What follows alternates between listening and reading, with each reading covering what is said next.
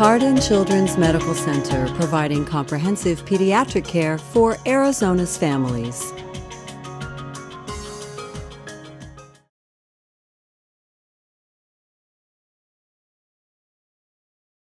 I came to the breastfeeding support group today because I have been out of the breastfeeding loop for about 10 years. My third child, and 10 years out of the loop, I have so many questions as if I'm a first-time mom, and it's nice to have a group of other people asking the questions that some people might think are dumb, because I feel like I don't have any of the answers anymore. So I came here to build a community of other moms that are going through the same thing.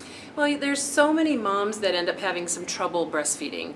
Not all of them, but the ones that do don't know where to go. And so we offer a free breastfeeding support group here to make sure that they have a place to go for questions, to get support, to meet other moms that are breastfeeding, and if they have problems, we can give them hands-on help with that. My big burning question is, when is this pain going to go away? I forgot. I knew with all of them I had a little bit, but I'm in searing pain, and I think 3 days of this, 3 more days, and I might give up if I don't get the support or the answers that I need, and I really want to push through. The number one reason that I see that women come to the breastfeeding support group is sore nipples. It's hurting, they're having pain, and they're wanting help to find out how to fix that. Super painful. Wasn't painful at first, and you know what, that I think is what my problem is I thought, third time mom, whatever. I wasn't paying attention to how she was latching on. So now I have so much pain from not following the rules that I realize I need to learn this. I can't wing it. It's not going to work. When breastfeeding is hurting and you have a pain level, say, higher than a 3, that means the baby's not latched correctly. So we've got to, fix the latch, the position, kind of change things around and see what's going on. It could be the baby, it could be the mother, and that kind of thing. So that's the number one reason. And a lot of times just 1 or 2 meetings and they'll have a fix.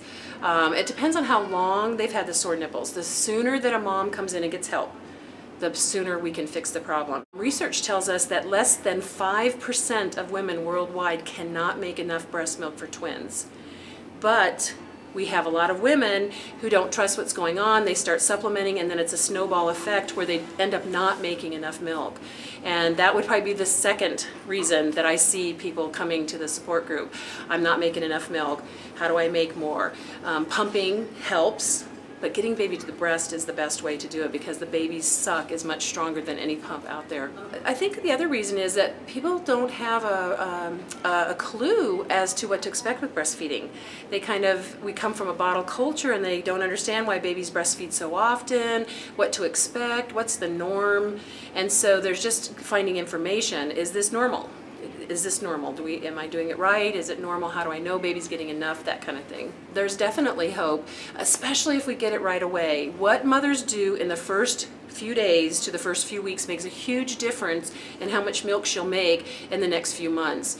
So the babies need to breastfeed frequently, 8 to 12 times in 24 hours. So the more often that they breastfeed, the more milk you make. If we start supplementing and putting babies off, then we have a supply issue. We have a scale here that we can weigh a baby before breastfeeding and weigh the baby after breastfeeding and see how many cc's or mLs the baby has taken in.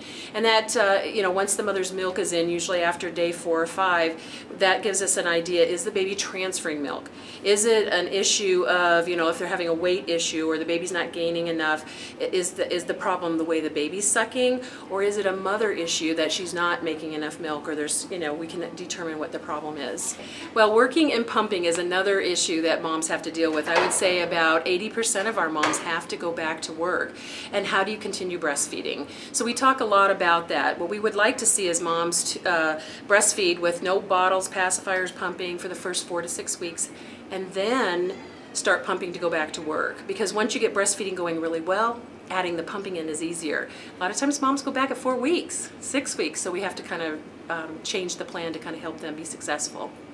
Well, the best thing that I can say if you're getting ready to have a baby is to go to a prenatal breastfeeding class.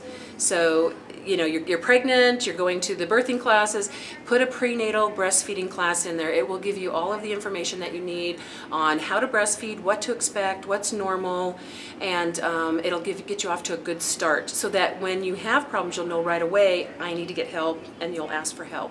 My tips for other moms is don't be embarrassed. Get over yourself. Get into an information resource, like a one-on-one situation, as soon as possible before you give up on it. You know, when I had my daughter, my first daughter in 1978, there was nobody there to help me. I muddled through it and I was able to breastfeed, and I breastfed 3 children without supplementation and without anything. And then I became a nurse and I started seeing how much trouble women were having, and so I really wanted to help them because I knew I did it. And so then I started learning and started taking classes, and then I became certified, an internationally board certified lactation consultant, and now I can help them. It's a blessing to be able to help these moms.